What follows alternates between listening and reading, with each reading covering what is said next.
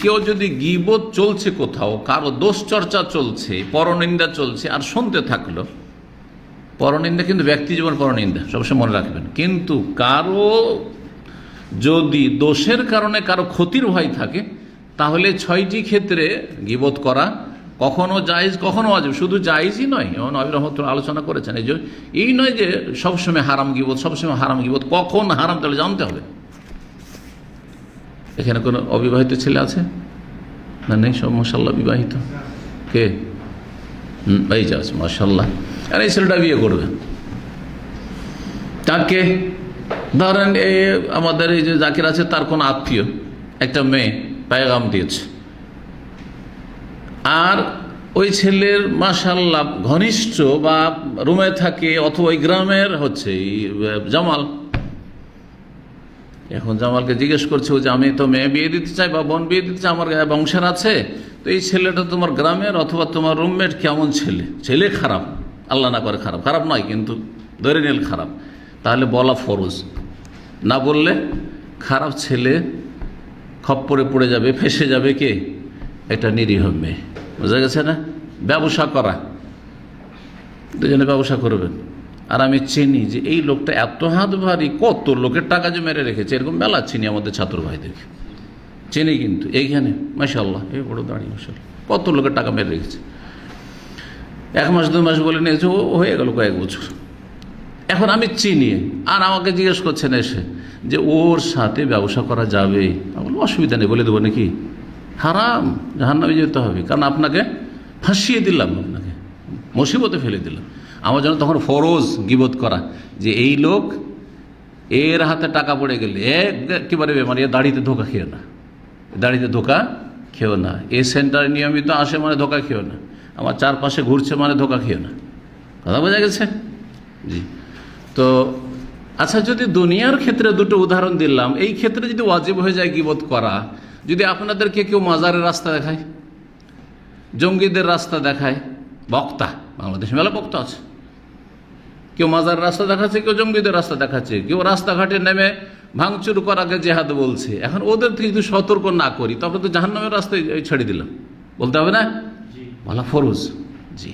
কিন্তু ব্যক্তি জীবনের দোষ, ব্যক্তি জীবনের দোষ চর্চা করবেন না, বরং তাকে বলবেন ব্যক্তি জীবনের দোষ থাকলে। টাকার নিচে কাপড় আছে বলতে পারেন না, ভালো ভাষা দিয়ে বলেন, এই নয় তার সামনে একটা কথা বলবেন না, চোখের আড়ে কি শিখছে ও, এতদিন ধরে সেন্টারে আসে, টাকার নিচে এখনো কাপড়, এটা গীবত, হারাম গীবত, এটা হচ্ছে হারাম গীবত।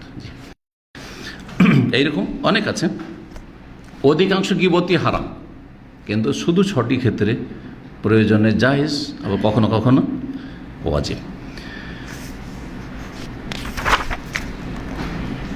বলছে যে ইন্নাল মুস্তামিলিল গীবাতে আহাদুল মুক্তাবিল, যে গীবত শুনবে শখ করে, দোষ চর্চা হয়েছে, শুনছে, গল্প করছে, হ্যাঁ, বরং শুধু গল্পই করেন না, ওর সাথে শুনছে না, বরং ওর সাথে একটা শেয়ার করলো, ওই একজন গীবত করলো, বলছে তুমি তো এর কথা বললে, আরে আরেকজন শুনো, মানে ও বা হ্যাঁ হ্যাঁ করছে ওর কথা, হ্যাঁ ঠিক ঠিক ঠিক ঠিক। আরো খারাপ, যে চুপচাপ বসে শুনবে গীবত, সেও একজন গীবতকারী, পরনিন্দাকারী, সেও কাবিরা গুনাতে শরীক।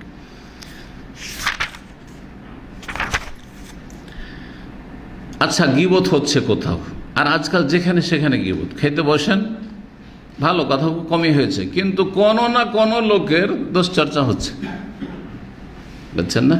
কোনো না কোনো লোকের দোষচর্চা হচ্ছে। এটা পার্টি করেছেন, আর ওখানে করে উঠে গেল একজন, ও একটু কৃপণ টাইপের, হয়তো চা খেতে ডাকলে চলে যাবে, হ্যাঁ নাস্তা করতে ডাকলে ডেকে যাবে, কিন্তু কোনো দিন 5 দিন নাস্তা করেছি, একদিন আপনাকে নাস্তা করেনি, তখন ওখানে করে গীবত শুরু করে দিলাম, আরে অমুক না, ওকে আমি কতদিন যে খাওয়াইলাম, জীবনে একবার ডাকলো না, আমি তো যাবো না, কিন্তু ও ডাকলো না আমাকে। এই গীবত জায়েজ না হারাম? হারাম, হারাম, হারাম। জি। এখন এইরকম গীবত হচ্ছে, ওখানে বসে থাকবেন না কি করবেন? আপনার করণীয় কি? কি করণীয় হইতে পারে? হ্যাঁ, ওইটা চলে যাবেন, আর না হলে না, সবাই না, একে একে ভালো কথা বলো, মানে চুপ থাকো, ঘরে বসে থাকো চুপ করে, তো শুনছে তো, শরিক হলো, শেয়ার করলো। তাহলে হ্যাঁ, বাধা দেওয়ার ক্ষমতা থাকলে বাধা দেবে। এক, প্রথম হচ্ছে যে বাধা দেওয়ার ক্ষমতা থাকলে বাধা দেবে, বাধা দেওয়ার ক্ষমতা থাকলে বাধা দেবে, প্রতিবাদ করবে, ওই যে হাদিস আমল করে, তাহলে ওই ফজিলত হাসিল করবে। জি। আর যদি সেটা সম্ভব না হয়, যে বলা যাবে না এখানে কিছু, বললে এরাই আমাকে খেয়ে ফেলবে, হ্যাঁ ঝামেলা আছে, ফিতনা লাগে, ঝামেলায় পড়ে যাব, তো সেখান থেকে সাথে সাথে উঠে পড়েন, সেখান থেকে উঠে পড়েন। এটা দ্বিতীয় পদক্ষেপ। এক নম্বর হচ্ছে প্রতিবাদ করা, না পারলে অন্তর থেকে ঘৃণা করে বসে থাকুন। অন্তর থেকে ঘৃণা হচ্ছে যে আপনি মজলিস বরখাস্ত করে ছেড়ে পালান, ওখান থেকে উঠে পড়েন। জালেমেরা ফালা তাকুদ বাদা যিকরা মাল কওমি যালিম, কোরআনে আল্লাহ বলেছে জালেমদের সাথে বসিও না, উঠে পড়েন।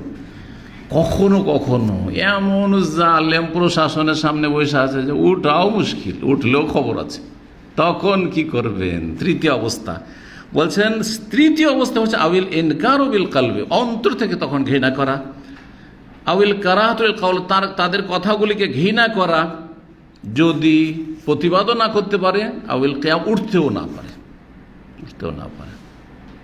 মানে হুসি শিয়ার আছে না, আর আমাদের এখানে কলিগ সুন্নি মেলা এমনি আছে আমাদের ইসলামী সেন্টারে, এরা বলে হুসিরা জবরদস্তি সুন্নিদেরকে তাদের জলসায় মাহফিলে বসিয়ে দিচ্ছে, মসজিদে বসতে হবে, পাশাপাশি বাস করে একই সাথে। এরকম পরিস্থিতি ছিল না, যুদ্ধের পরিস্থিতি এরকম, আর এরা এত বিদ্বেষী ছিল না, তো সুন্নি বিদ্বেষী, পাশাপাশি বাস করেছে।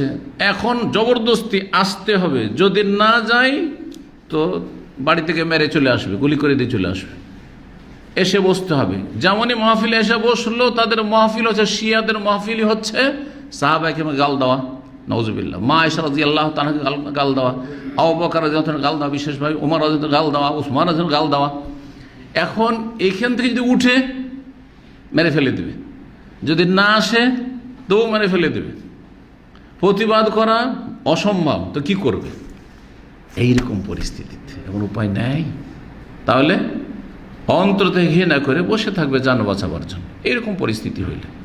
এই নয় যে লজ্জা লাগছে, কি বলবে, হ্যাঁ অসন্তুষ্ট হবে, অসন্তুষ্ট হোক, বাস জানের ভয় থাকলে তখন না।